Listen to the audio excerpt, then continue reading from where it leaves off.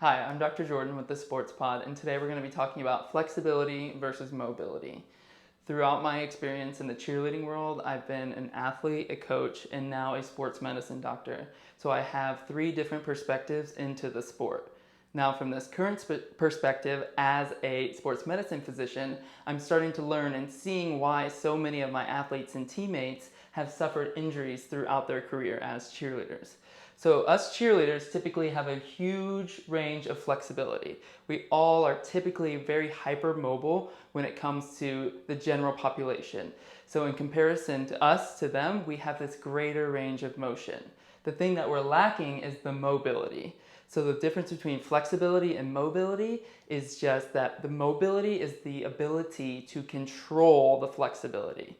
So it's not just pulling a heel stretch, but it's being able to maintain that heel stretch without some outside source, such as the flyer using their hand or someone else assisting them keeping that body position.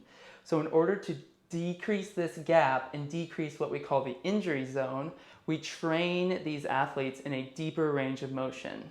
So for example, we would get an athlete into like a middle straddle and train them into this flex position where they're controlling that range of motion, because a lot of times we see the athlete's able to get their straddle all the way parallel, but you ask them to control it throughout this range of motion and they aren't able to do that. They have to bring that flexibility or that range of motion down in order to actually control it. So that's the gap we're talking about when we talk about flexibility versus mobility, and we're working on closing that gap in order to decrease this injury zone.